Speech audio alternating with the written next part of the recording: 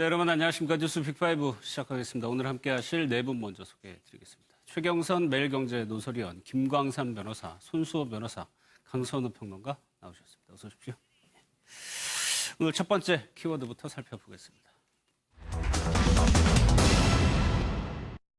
평화로 번영을 이루는 평화경제를 구축하고 통일로 광복을 완성하고자 합니다.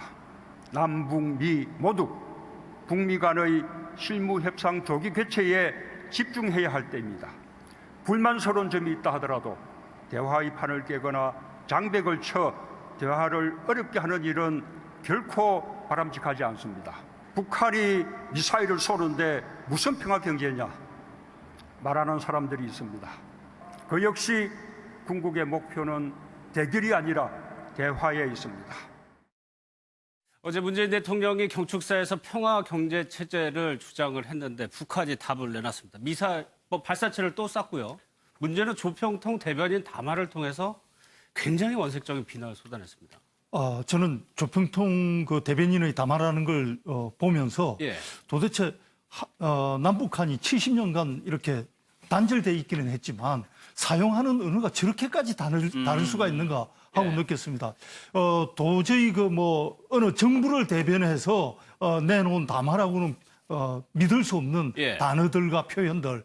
그리고 이제 구체적으로 문재인 대통령을 지칭하지는 않았지만은 남한 당국자라고 얘기를 했을 때 누가 봐도 문 대통령에 대한 어떤 표현인데 한 나라에 대한 대통령에 대한 어떤 모독은 그 국민 전체에 대한 모독이거든요. 지금 그 남북 간의 대화가 이 교착 상태에 빠진 데 대해서 많은 국민들 중에는 이 북한을 비난하는 사람들이 많은데 거기에 대고 더 불을 지르는 저런 행위가 과연 저런 담화가 과연 앞으로의 남북 관계에 어떤 도움이 될 것이라고 저런 표현을 쓰는지 정말 이해가 안 됩니다. 북한의 특수성을 감안하고 봐왔죠. 지금까지. 지금 한번 볼까요? 뻔뻔스러운 사람의 사고가 과연 건전한가 이런 표현을 북한에서 썼단 말이에요.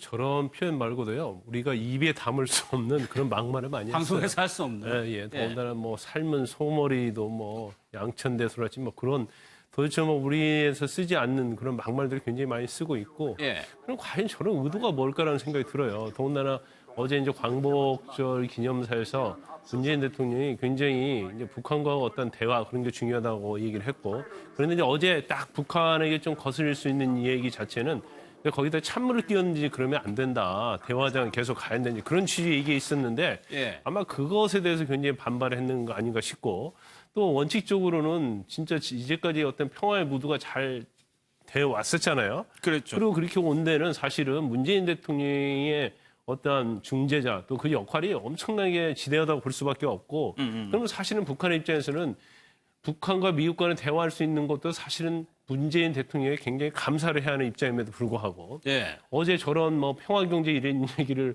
했는데 하자마자 바로 공격을 퍼붓고 또 미사일을 쐈단 말이에요.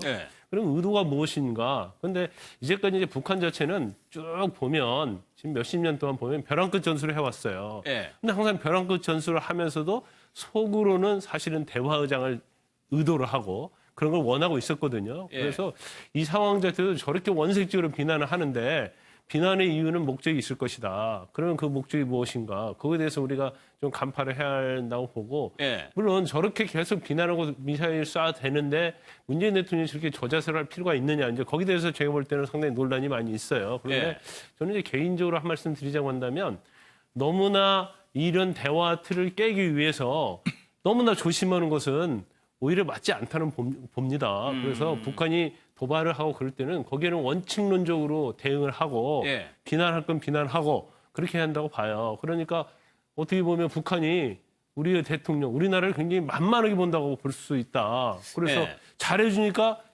더 많은 걸 요구하고 그런 식으로 가서는 사실은 결론이 없다는 거죠. 그래서 좀 더 저런 부분에 대해서는 북한의 저런 부분에 대해서는 우리도 약간 원칙적 대응이 필요하지 않는가 그런 생각을 해봅니다. 뭐 내용 자체는 과거에 보수 정권에 했던 비판하고 거의 비슷한 것 같은데 그러다 보니까 손수호 변호사님 오늘 통일부 통일정책실장이 얘기를 했어요. 깊은 유감을 표명을 한다. 이게 거의 아마 미사일 발사체 쏘고 나서 거의 처음 나온 정부 대응인 것 같아요. 그렇습니다. 정부도 굉장히 난감할 것 같아요.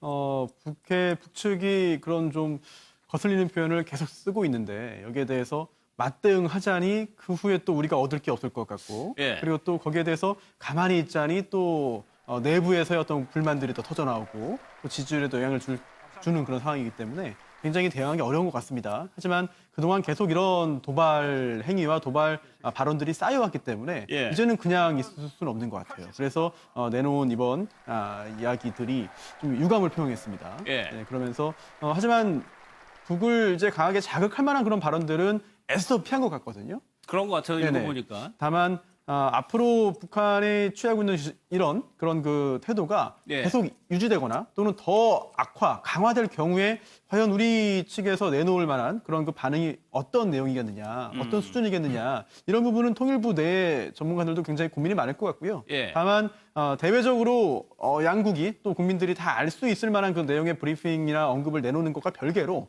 또 실무자 선에서는 당국자 선에서는 또 여러 가지 물밑 접촉이나 조율 등이 계속 이루어질 것으로 짐작이 됩니다.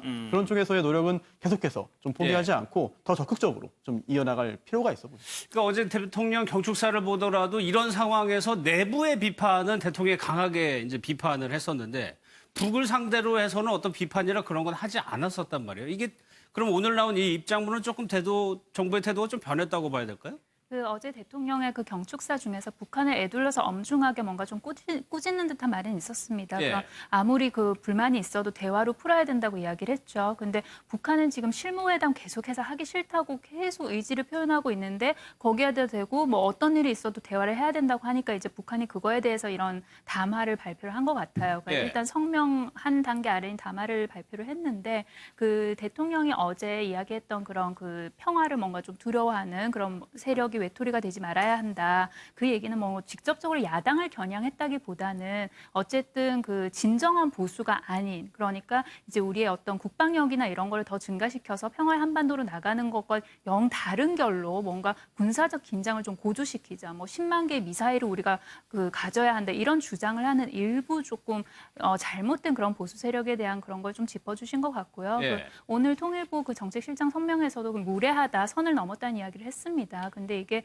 길게 가야 하는 상황 관리 차원에서 그러니까 이 정도 대응을 하고 그 다음 카드를 아껴둔 것이라고 저는 생각을 하고요. 그리고 앞서서 말씀하셨지만 물론 그 보는 데서는 북한도 저렇게 강한 이야기를 하고 우리도 거기에 대해서 이제 처음으로 정부 입장에서 대응을 했지만 물밑 대화는 계속 되어야 한다. 그리고 북한이 저 담화를 이야기를 하면서 저는 좀 눈여겨봤던 키워드가 그 북미 대화가 눈앞에 왔다는 그런 취지의 이야기가 있거든요. 예. 그러니까 본인들의 대화 의지를 한 번 더 밝힌 것이고 그리고 또 이게 내부적으로 뭔가 결속력을 다지기 위해서 저런 성명을 발표한 이유도 있을 것 같습니다. 예. 왜냐하면 북한 군부 전체가 뭔가 대화에 대해서 다 100% 찬성하는 건 아니지 않습니까? 근데 거기에다 대고 계속해서 대화를 해야 된다고 하니 그러니까 내부에서 어떤 메시지 좀 던져줄 필요가 있지 않나 해서 북한 측에서 저런 담화를 낸 것 같습니다. 근데 또 하나 북한의 태도가 또 일관되는 게 미국과의 대화에 대해서는 절대 뭐라고 하잖아요. 이번에 트럼프 대통령이 밝힌 내용을 보면은 본인이 SNS에 보자고 얘기를 했더니 10분 만에 전화가 왔다는 얘기거든요.